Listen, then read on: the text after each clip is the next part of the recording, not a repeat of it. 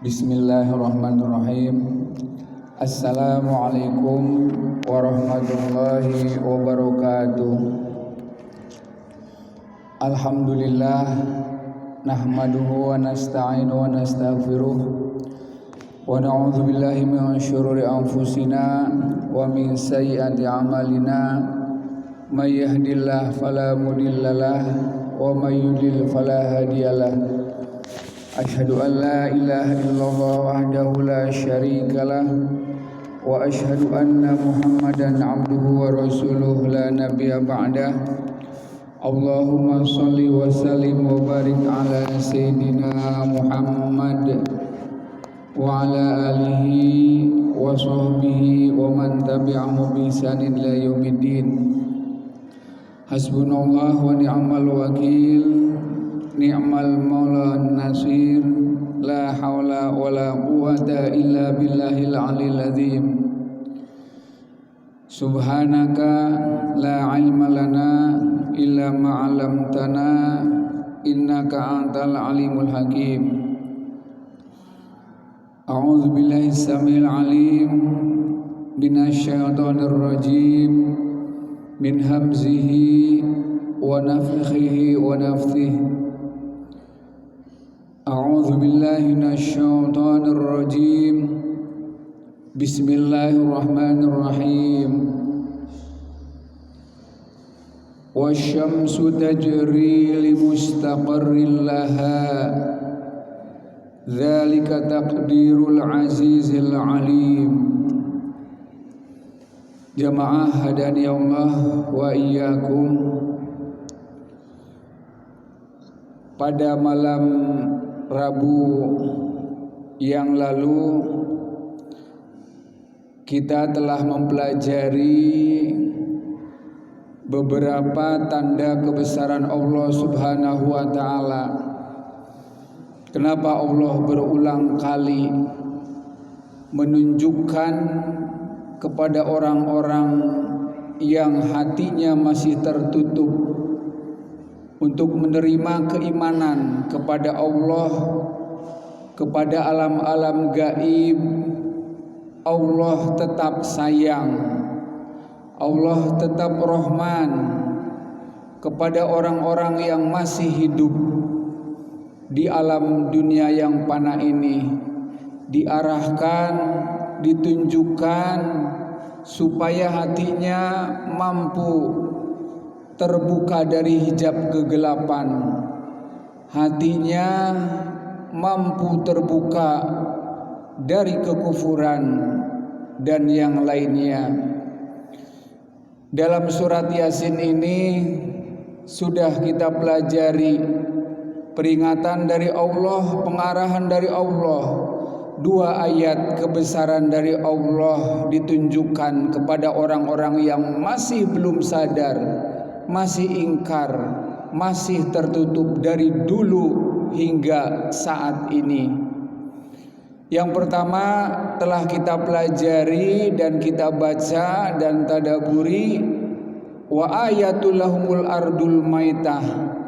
Allah menunjukkan supaya manusia yakin percaya akan kebesaran Allah Subhanahu wa taala, bahwa Allah mampu menghidupkan kembali orang yang telah dikubur ribuan jutaan tahun lamanya. Jangan sampai manusia ragu tentang kekuasaan Allah.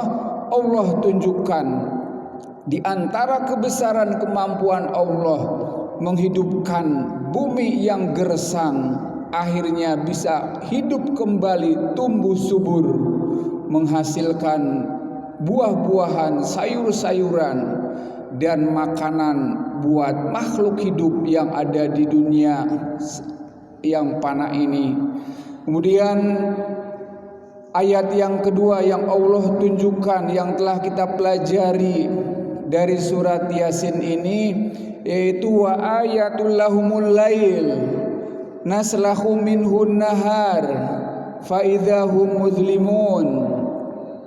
Allah menunjukkan bahwa di antara kebesaran bagi Allah Subhanahu wa taala adalah Allah mampu menciptakan lail, malam, yang mana malam itu naslakhu minhun nahar, melenyapkan, meninggalkan siang yang beberapa jam yang sudah kita rasakan tadi siang kita merasakan terang benderangnya alam dunia, kita tinggalkan. Kenapa kita tinggalkan? Karena Allah yang memerintahkan, wahai malam, lenyap engkau, ganti. Sekarang keadaan alam dunia gelap, malam, ditinggalkan siang. Kita pun berada dalam keadaan malam gelap gulita kalau tidak dibantu dengan cahaya neon dan sebagainya.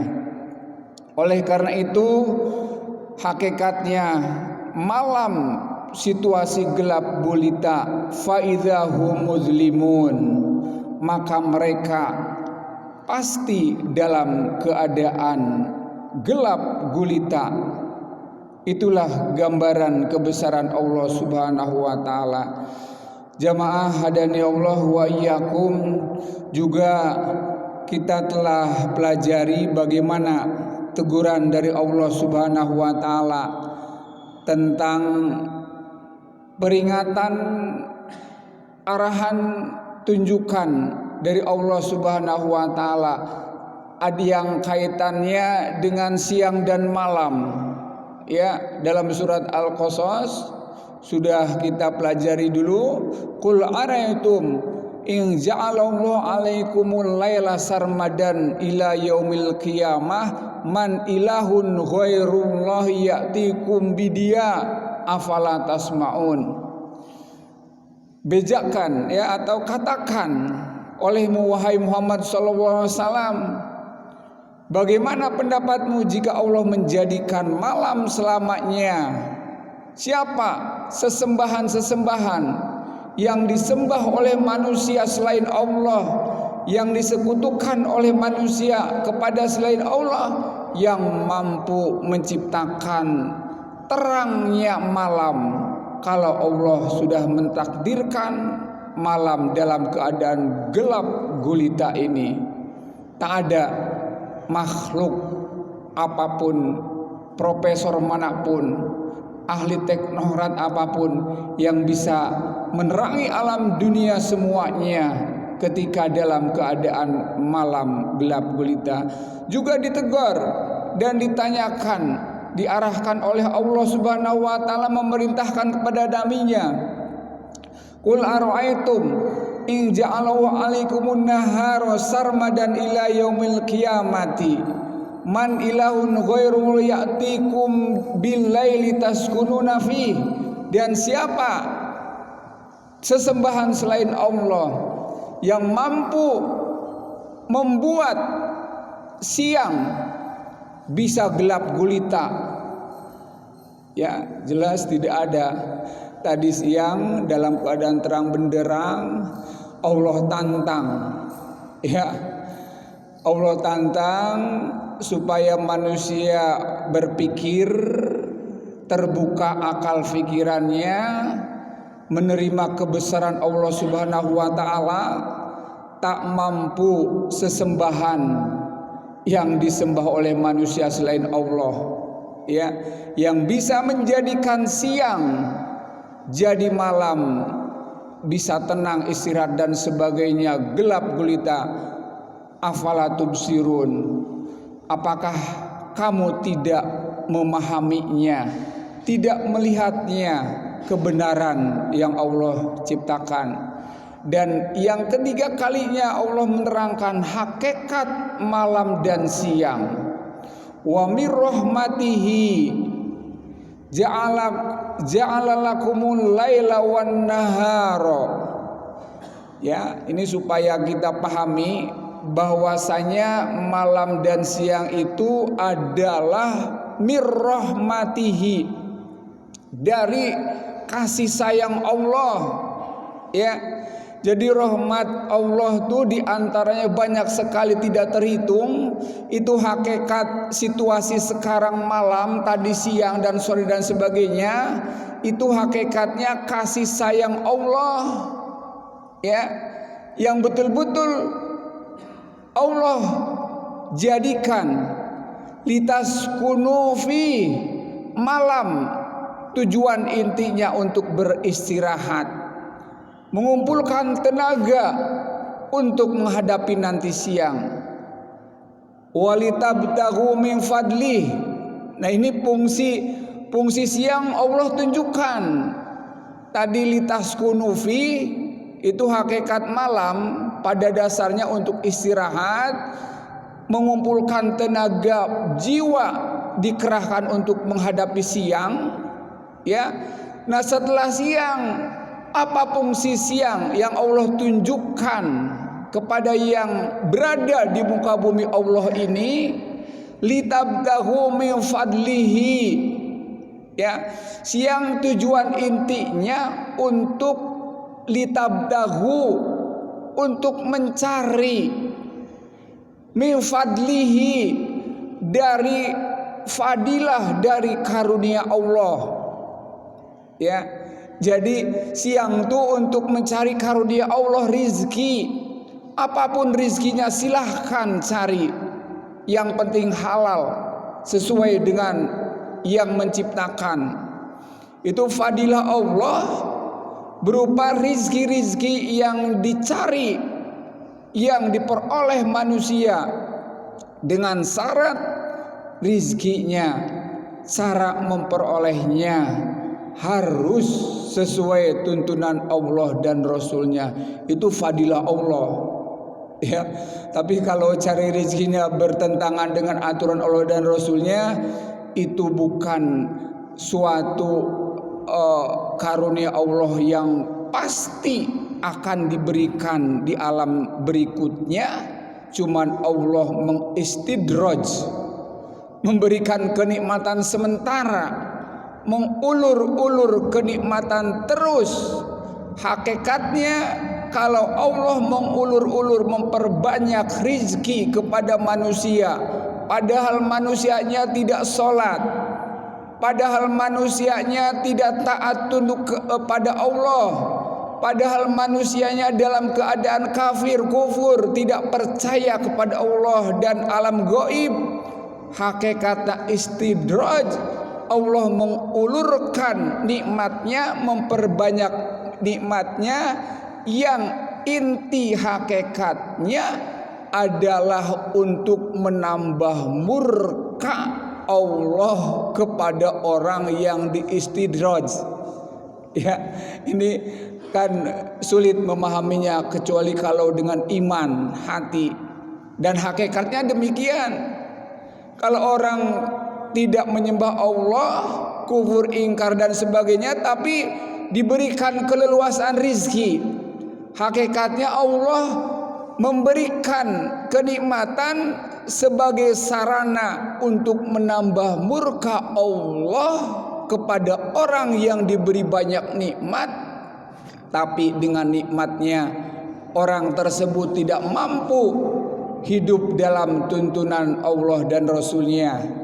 Nah, jadi betul-betul kita jangan tergiur atau merasa ingin seperti orang-orang yang banyak rezekinya tapi tidak taat. Itu hakikatnya bukan kenikmatan yang hakikat.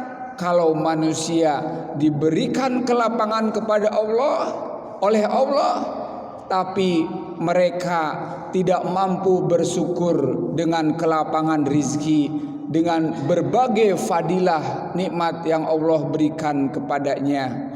Oleh karena itu dalam surat Al-Qasas itu Allah sisipkan, pesankan di antara rahmat siang dan malam.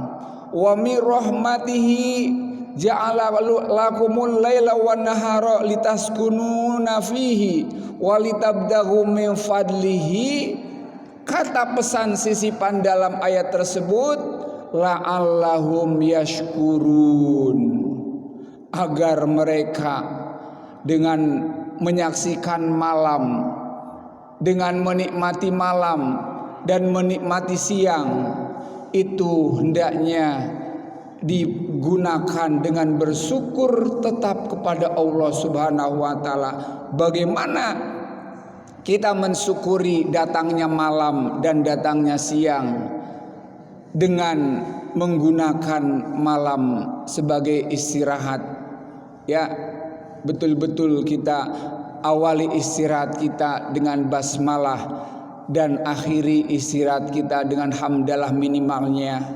Ya, juga menghadapi pagi berikrar, ya, memuji kepada Allah. Ya, betul-betul ada doa ketika kita datang pagi. Ya, datangnya pagi betul-betul diajarkan doa oleh Rasulullah SAW. Allahumma bika asbahtu wa bika amsaitu wa bika ahya wa bika amut wa ilaihin nusur wa ilaihin nusyur. Ya Allah, saya dalam keadaan pagi karenamu, saya dalam keadaan sore karenamu, saya hidup karenamu, saya mati karenamu, dan saya akan kembali kepadamu. Jadi kalau pagi siang terus dengan zikir, dengan tasbih, ya, itu orang yang senantiasa berzikir, ya, ingat sama Allah pagi malam, itu senantiasa akan diberikan fadilah, ketenangan, ya, akan diberi ketenangan, ketegaran, sebagaimana yang difirmankan oleh Allah Subhanahu wa taala, alladzina amanu wa tatma'innu qulubuhum bidzikrillah, ala bidzikrillah tatma'innul qulub. Orang-orang yang beriman yang senantiasa mengingat Allah Subhanahu wa taala baik pagi, sore, malam, dengan siapapun, dia senantiasa ingat sama Allah Subhanahu wa taala, dijamin orang yang sering mengingat Allah sendirian atau banyak, malam atau siang, Allah akan memberikan ketenangan dalam hati orang-orang yang berzikir. Itu diantara hal-hal yang sudah kita pelajari tentang kebesaran Allah, yaitu tanda-tanda Allah menciptakan bumi yang gersang jadi hidup, kemudian menciptakan malam dan siang sebagai tempat istirahat dan tempat mencari rezeki, agar mereka senantiasa bersyukur kepada Allah Subhanahu wa taala. Selanjutnya, ayat yang kita pelajari pada malam hari ini yaitu ayat yang ke-28. Wasyamsu tajri limustaqarril laha. Wasyamsu, dan matahari. Kalau wal komaru, dan bulan. Kalau wal ardu, dan bumi. Ya, jadi agak diingat kosakata bahasa Arab, bahasa Al-Quran itu 1-2 biji sih diingat. Ya, mudah-mudahan ketika kita membaca atau mendengar ardun, komarun, syamsun, ya, itu oh ini Allah sedang menerangkan bumi. Kalau asyamsu, oh Allah menerangkan matahari. Ya, al-qamaru, Allah sedang menerangkan bulan. Apa sih di balik penciptaan bumi, matahari dan bulan ini? Coba kita perhatikan, ya, ayat yang ke-38 ini. Wasyamsu, dan matahari, tajri limustaqarril laha. Tajri, beredar atau bergerak atau berlari, ya, limustaqarril laha, pada tempat peredarannya, ya, mustaqarrun, ya, limustaqarrilaha, pada tempat peredarannya. Jadi ketika nanti kita baca Yasin, minimalnya setelah kita pelajari kosa demi kosa tafsirannya, ya, kita sedikit banyaknya bisa memahami apa yang kita baca, supaya betul-betul kita bisa lebih mendekat dan meningkatkan kehusuan ketika kita membaca Al-Quran dan ketika kita melaksanakan berdialog dengan Allah Subhanahu wa taala melalui sholat yang kita kerjakan. Jamaah hadani Allah wa iyyakum. Wasyamsu tajri li mustaqarrilaha. Matahari beredar pada tempat peredarannya, ya. Nah, ini pengertian dari atau bacaan dari limustaqarrilaha, ya. Dalam tafsir Munir ini ada beberapa bacaan yang diungkapkan tentang kalimat limustaqarrilaha. Ya, kalau yang ditulis atau ada pada kitab Al-Quran yang kita sering baca itu rata-rata bacaannya pakai lam, ya, limustaqarri, pada tempat peredarannya. Ya, dalam tafsir Munir Imam Nawawi menulisnya wa quri'a ila mustaqarrilaha. Yang pertama pakai ila, bukan pakai li. Itu ada bacaan li mustaqarrilaha menggunakan ila mustaqarrilaha. Artinya hampir sama, kepada matahari bergerak beredar pada porosnya. Yang kedua wa quri'a, ya, la mustaqirrallaha, menggunakan la, ya. Itu artinya matahari tidak mempunyai tempat peredaran. Artinya, ya, matahari tidak berhenti dan tidak menetap, atau la sukunalaha wala wukuf. Jadi matahari tidak berhenti dan tidak diam atau tidak menetap. Nah, ini hakikatnya pada sama, ya, maknanya. Kemudian yang selanjutnya pengertian limustaqarrilah atau bacaan limustaqarrilah itu digunakan la bimakna laisa. Ya, ini agak tinggi kalau kita baca ilmu tafsir, ya. Pemahamannya barangkali ini sekedar pengetahuan saja, ya. La diartikan bimakna laisa. Nah, kalau kita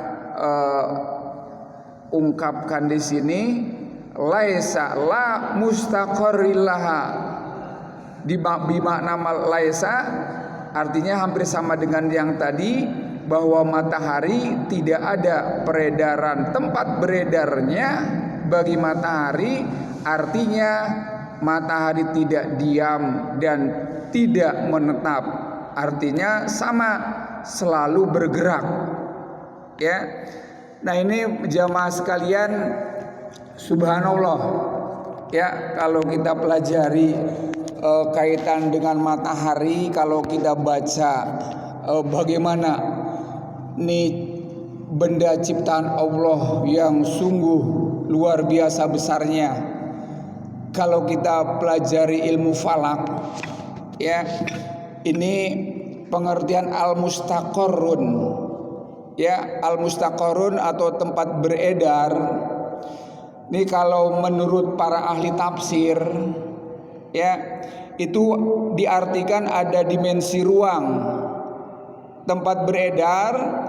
Kalau menurut ahli tafsir itu kalau diartikan dengan menunjuk kepada ruang, artinya bahwa matahari itu beredar, berputar di bawah arsy. Ya. Nah, ini sekarang kita berarti ada ciptaan Allah yang luar biasa, tak pernah ada yang bisa mengukurnya, yang namanya arsy. Ya, ini bisa nanti beberapa pengertian tentang arsy. Ini banyak pandangan pendapat tentang pengertian arsy. Di antara pengertian arsy adalah makhluk ciptaan Allah yang tertinggi. Itu hampir berdekatan dengan Sidratul Muntaha. Ya, ini arti yang penafsiran arsy. Ya, Allahu alal arsyistawa. Ya, Allah yang bernaung di arsy, ini menunjukkan takzim. Ya, betul-betul Allah yang maha tinggi, maha besar segalanya. Tidak ada yang menyaingi kebesaran Allah. Kemudian yang kedua yaitu dimensi waktu. Nah, kapan matahari ini berakhir waktu berputarnya, berakhir waktu beredarnya? Jelas, yaitu ketika Allah menghendaki matahari terbitnya bukan dari timur, tapi terbitnya dari barat.